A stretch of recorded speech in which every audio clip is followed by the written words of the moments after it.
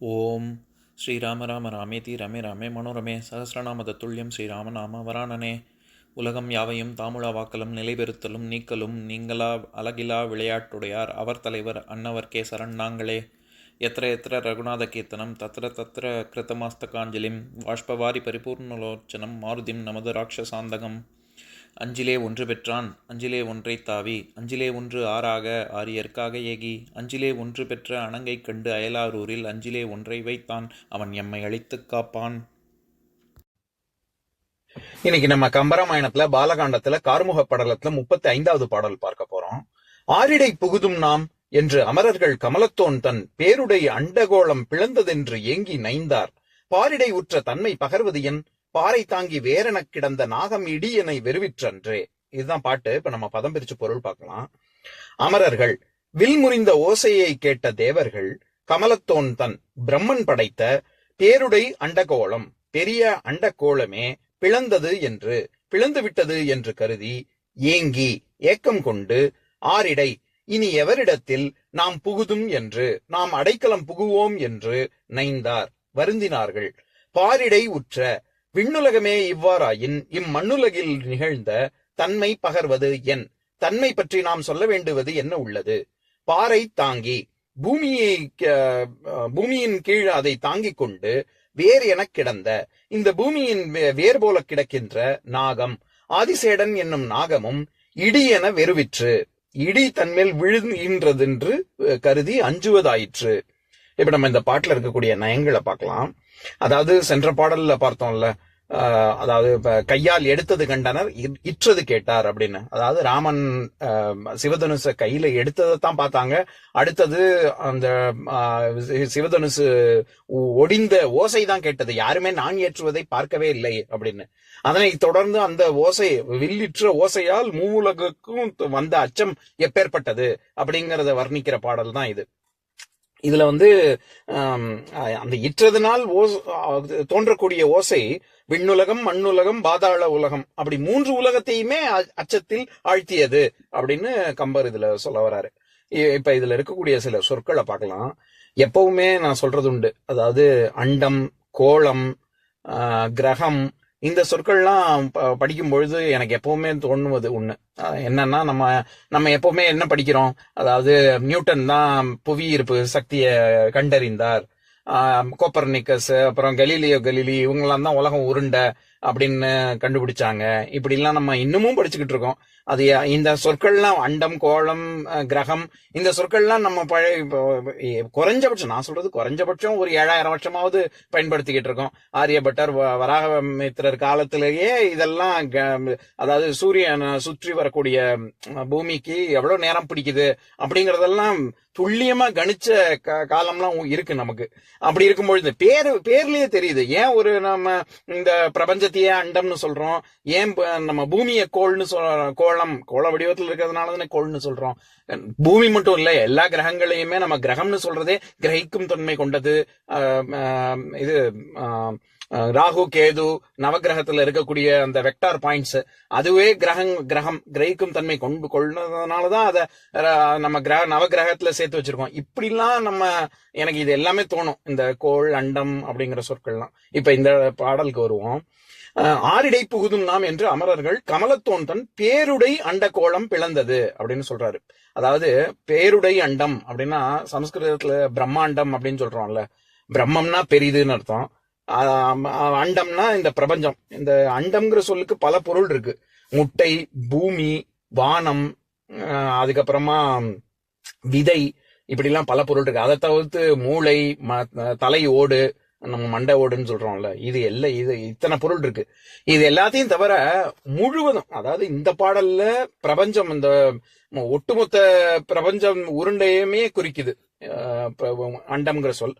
ஆனா அதை தவிர்த்து முழுமைங்கிற ஒரு அர்த்தமும் இருக்கு, எல்லாமே சேர்ந்தது அப்படிங்கிற ஒரு பொருளும் இருக்குங்கிறத நான் இந்த பாடல் படிக்கும் பொழுதுதான் தெரிஞ்சுக்கிட்டேன். ஏன்னா இப்ப நம்ம சாதாரணமா சொல்லுவோம்ல, இவன் என்ன அண்ட புழுகு ஆகாச புழுகு புழுகுறான் அப்படின்னா, அந்த இடத்துல இந்த இருக்கையிலே பெரிய பொய்யா சொல்றானே அப்படின்னா, எப்படி பிரம்மம்ங்கிற சொல்லுக்கு நம்ம அது ஏற்கனவே பார்த்திருக்கோம்னு நினைக்கிறேன். அதாவது எப்படி தெய்வீகம், முழுமுதற் பொருள், மும்மூர்த்திகள், சந்திரன், சூரியன், அக்னி, முனிவன், தத்துவம், மந்திரம், நம்ம பிரம்மச்சரியம்னு சொல்றதே லௌகிக விஷயத்துக்கு இல்லாம அதோட பெரியதை நாடக்கூடிய ஒரு ஒரு விஷயம். அதனாலதான் அதை பிரம்மச்சரியம்னே சொல்றோம். அதேதான் பிரம்ம யாகம், ஞானம், ஒழுக்கம், இப்படிலாம் மேலானது, உயர்ந்தது, அப்படி பரம்பொருள் அப்படிங்கிற பொருள்ல எப்படி பிரம்மம்ங்கிற சொல் வருதோ அதே மாதிரிதான் அண்டம்ங்கிற சொல்லும். எல்லாத்தையும் விட ஒரு பெருசு, முழுமையானது அப்படிங்கிற ஒரு பொருள் இருக்கு. இப்போ உதாரணத்துக்கு சொல்லணும்னா சாதாரண காக்காய்க்கும் அண்டங்காக்காய்க்கும் என்ன வித்தியாசம் அப்படின்னா, இங்கிலீஷ்ல க்ரோவும் ரேவனுக்கும் என்ன வித்தியாசமோ அதுதான். அதாவது காக்காங்கிறது கருப்பா இருந்தா கூட கழுத்துல கிட்டக்க லேசா ஒரு சாம்பல் நிறம் தெரியும். எது முழுவதுமாவே அட்டக்கரியா இருக்கோ அதுதான் அண்டங்காக்கா. அதனாலதான் திட்டும் பொழுது கூட சில பேரை கேவலப்படுத்தணும், அவங்களோட நிறத்தை வச்சு அவங்கள கேவலப்படுத்தணும்னா அண்டங்காக்கா மாதிரி இருக்கான் அப்படின்னு, ரொம்ப கேவலமா இருக்கான் அப்படிங்கிறதுக்கு பயன்படுத்துவாங்க. எதுக்கு சொல்ல வரேன், அந்த இடத்துல அண்டம் காக்கா அப்படிங்கிறது முழுவதுமாக கருப்பாக இருக்கக்கூடிய ஒரு காக்காயத்தான் நம்ம, அதாவது ரேவனைத்தான் நம்ம அண்டங்காக்கான்னு தமிழ்ல சொல்றோம். அது எதுக்கு சொல்ல வரேன், அந்த இடத்துல எல்லாம் அண்டம்ங்கிற சொல் முழுவதுமாக அப்படிங்கிற ஒரு பொருள் வருது. இந்த இடத்துல பேருடைய அண்டகோளம் அப்படிங்கிறது பொதுவாக எந்த ஒண்ணுமே ஒரு முட்டை வடிவில் இருந்தாலும் சரி, இந்த ஒட்டுமொத்த பிரபஞ்சத்தையும் சொல்லணும்னாலும் சரி, அண்ட கடாகம், அண்டகாரம், அண்ட கோளகை, அண்ட கோளம், இது எல்லா சொற்களுமே முழுவதுமாக இந்த பிரபஞ்சத்தை குறிக்கக்கூடியது. எல்லாம் ஒண்ணு, ஒட்டு மொத்தத்தையும் அப்படின்னு சொல்றோம்ல, அந்த பொருள். இப்ப இங்கிலீஷ்லயுமே அப்படிதான். அதாவது நம்ம முதல்ல என்ன கண்டுபிடிச்சாங்க, அறிவியலாளர்கள் சுத்தி பூமியை பார்க்கும் பொழுது பூமியை சுத்தி தான் எல்லா கிரகங்களும் சுத்துது, சூரியனும் பூமியை சுத்தி வருது அப்படின்னு சொல்லி ஜியோசென்ட்ரிக்கா அணுகுனாங்க. அடுத்தது இல்ல சூரியனை சுத்தி தான் எல்லாமே இருக்கு அப்படின்னு சொல்லி ஹீலியோசென்ட்ரிக்கா சொன்னாங்க. அதுக்கு அடுத்து என்ன சொன்னாங்க, இல்ல மில்கி வே அப்படிங்கிற நம்ம கேலக்சி இருக்கு, அதுல சூரியன் மாதிரி பல சூரியன்கள் இருக்கு, பல கோடி சூரியன்கள் இருக்கு, அதுல ஒண்ணுதான் நம்ம சூரியன் அப்படின்னாங்க. இதுல இன்னொரு விஷயமும் நான் சொல்லணும்னு நினைக்கிறேன். அதாவது மில்கி வேன்னா நம்ம மில்க் பால், அதனால மில்கி வே தான் பார்க்கடல் அப்படின்னு நம்ம அர்த்தம் பண்ணிடக்கூடாது. நம்ம பார்க்கடல்னு மில்கி வேன்னு வந்ததுக்கான பெயர் காரணம் வேற, பார்க்கடல்னு வந்ததுக்கான பெயர் காரணம் வேற. மில்கி வேங்கிறது கிரீக் மித்தாலஜி படி, தொன்மவியல் படி தெய்வம், அதாவது அவங்க ஜூயிஸ் அந்த கடவுள், அவர்களுடைய கடவுளர்கள் அவங்க பால் குடிக்கும் பொழுது சிந்தினதுதான் இந்த பிரபஞ்சம், இந்த மொத்தமே அப்படிங்கறத குறிக்கும் விதமாக தான் மில்கி வேன்னு பெயர் வச்சாங்க. ஆனா நம்ம பார்க்கடல் அப்படின்னு சொல்றது அப்படி இல்லை. இந்த ஒட்டுமொத்தம் ஒரு பிரம்மா இல்ல, 1000 பிரம்மாக்கள் இருக்காங்க, யுகங்கள் தோறும் வேற வேற பிரம்மா, புது புது பிரம்மா வருவாங்க அப்படின்னு பாக்குறோம்ல. எதுக்கு சொல்ல வரேன், இது மில்கி வேயையும் பார்க்கடலையும் நம்ம ரெண்டையும் ஒண்ணுன்னு சொல்லிடக்கூடாது. எதுக்கு சொல்ல வரேன், இங்கிலீஷ்ல இப்படி எல்லாம் கொஞ்சம் கொஞ்சமா அடுத்து மில்கி வே இல்ல, பக்கத்துல ஆண்ட்ரோமெடா இருக்கு, இதோட பல மடங்கு பெருசு இருக்கு, அந்த மாதிரி 1 கோடி, பல கோடி, பல 1000 கோடி இது கேலக்சிஸ் எல்லாம் இருக்கு அப்படிங்கறத சொல்றாங்கல்ல. இப்படி எல்லா ஆல் ஃபார்ம்ஸ் ஆஃப் எக்ஸிஸ்டன்ஸ், ஒரு மேட்டரா இருக்கட்டும், எனர்ஜி, அது நமக்கு தெரியாதது, அது ஏதோ ஒண்ணு இருக்குது அப்படிங்கிறதுக்கு டார்க் எனர்ஜி, டார்க் மேட்டர் அப்படின்லாம் சொல்றாங்கல்ல.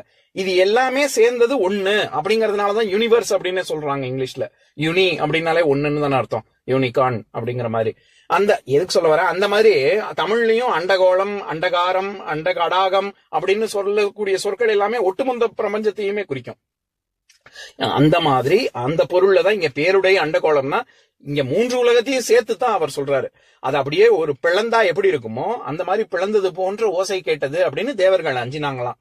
நைந்தார் அப்படின்னா வருந்தினார்கள் அப்படின்னு அர்த்தம். அடுத்தது பாரிடை உற்ற தன்மை பகர்வது என் அப்படின்னு சொல்றாரு. பார்னா பூமின்னு அர்த்தம். அதாவது இந்த 3 உலகங்களுமே பிளந்தது போல இருக்குன்னா அந்த 3 உலகங்களுக்கு நடுவுல தானே பூமியும் இருக்கு. அப்ப பூமியை பத்தி சொல்ல வேணுமா, சொல்ல வேண்டிய அவசியம் இல்ல அப்படிங்கிறது தான் பாரிடை உற்ற தன்மை பகர்வது என், சொல்ல வேண்டியது இல்ல அப்படின்னு சொல்றாரு. அப்ப பாறை தாங்கி வேறென கிடந்த நாகம் இடியென வெறுவிற்றன்றே. வெறுவுதல்னா நடுங்குதல், துன்புறுதல், பயப்படுறது, அச்சம் கொள்ளுதல் அப்படிங்கிற பொருள். அதாவது பூமியை தாங்கக்கூடிய ஆதிசேஷன், அது நம்ம நம்பிக்கை. பூமியை தாங்கக்கூடியது ஆதிசேஷன் பாம்பு அப்படின்னு. அப்ப பூமிக்கு வேறாக இருக்கக்கூடிய ஆதிசேஷன் இப்படி பயந்துடுச்சு இந்த சத்தத்தை கேட்டு அப்படின்னு சொல்றாரு. இப்ப நமக்கு ஒண்ணு தோணும், நம்ம தான் அறிவியல்ல 7000 வருஷத்துக்கு முன்னாடியே அண்டம், கோளம், கிரகம்லாம் நம்ம வார்த்தைகள், ஞாலமும் சொல்ல விட்டுட்டேன். ஞாலம்ங்கிறது தொங்குதல்ங்கிற பொருள் இருக்கு. உலகத்துக்கு ஞாலம், அதாவது ஹேங்கிங் இன் த யூனிவர்ஸ், அந்த பொருள் இருக்கு. இப்படி எல்லாம் நம்ம 7000 வருஷத்துக்கு முன்னாடி சொல்லிட்டு அப்புறம் ஆதிசேஷன் தான் தாங்குதுன்னு சொன்னா இது முன்னுக்கு பின் முரணா இருக்கே அப்படின்னா, இங்கதான் நம்ம ஒண்ணு புரிஞ்சுக்கணும். நான் எப்பவும் சொல்றது உண்டு, சாஸ்திரம், ஸ்தோத்திரம், புராணம். இது 3ஆ பிரிக்கணும். 3 இப்ப புராணத்துல கற்பனை கதை இருக்கும், நகைச்சுவை இருக்கும், உவமைகள் இருக்கும், உவமேயம் இருக்கும், இதெல்லாம் இருக்கும். ஆனா சாஸ்திரத்துல இது எதுவுமே இருக்காது. என்ன மெய்ப்பொருளோ அந்த தத்துவத்தை நேரடியாக விளக்கியிருப்பாங்க. அதுக்கு மிஞ்சி மிஞ்சி போனா நம்ம கடல் ஆகாயம், கடல், குயவன், மண்பானை, இப்படியான 1000, 2000, 7000 எவ்வளவு ஆயிரக்கணக்கான ஆண்டுகள் ஆனாலும் அதை மாற்றவே முடியாது.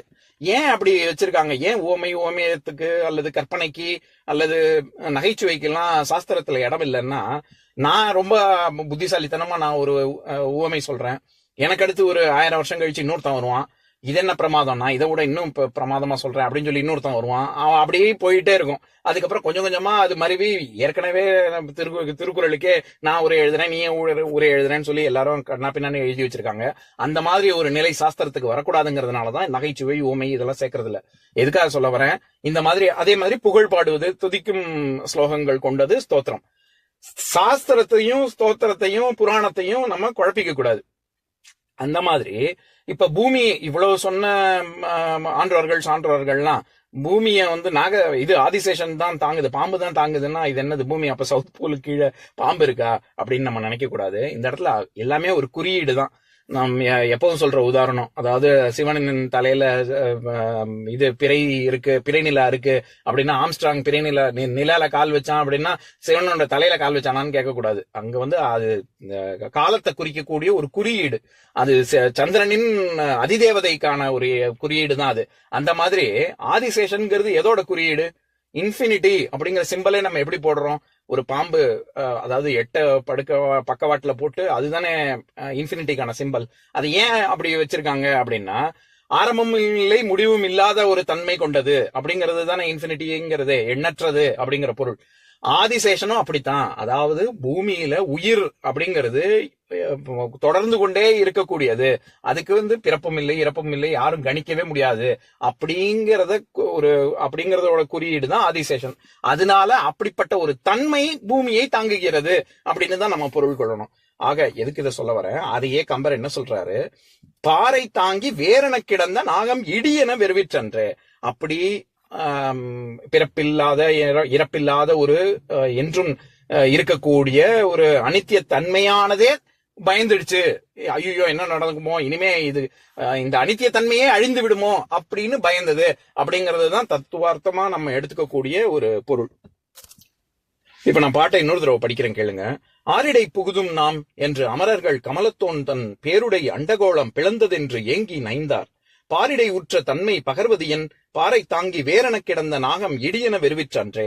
இன்னொரு நாள் இன்னொரு பாட்டு பார்க்கலாம். ஓம் சாந்தாகாரம் புஜகசயனம் பத்மநாபம் சுரேஷம் விஸ்வாதாரம் ககனசத்ரசம் மேகவர்ணம் சுபாங்கம் லக்ஷ்மீகாந்தம் கமலநயனம் யோகி ஹிருத்யானகம்யம் வந்தே விஷ்ணும் பவபயஹரம் சர்வலோகைகநாதம். உம்பரோடு இம்பர்காரும் உலகம் ஓர் ஏழும் ஏழும் எம்பெருமான் என்று ஏத்தி இறைஞ்சி நின்று ஏவல் செய்ய தம்பியரோனும் தானும் தருமமும் தரணி காத்தான் அம்பரத்து அனந்தர் நீங்கி அயோத்தியில் வந்த வள்ளல். ஓம் பூர்ணமதః பூர்ணமிதம் பூர்ணாத் பூர்ணமுதஸ்யதே பூர்ணஸ்ய பூர்ணமாதாய பூர்ணமேவாவசிஷ்யதே. ஓம் சாந்தி சாந்தி சாந்திஹி. ஓம் சர்வேஷாம் ஸ்வஸ்திர்பவது சர்வேஷாம் சாந்திர்பவது சர்வேஷாம் பூர்ணம் பவது சர்வேஷாம் மங்களம் பவது. ஓம் சாந்தி சாந்தி சாந்திஹி. ஓம் சர்வே பவந்து சுகினः சர்வே சந்து நிராமயாः சர்வே பத்ராணி பஷ்யந்து மா கஷ்சித் துக்கபாக் பவேத். ஓம் சாந்தி சாந்தி சாந்திஹி.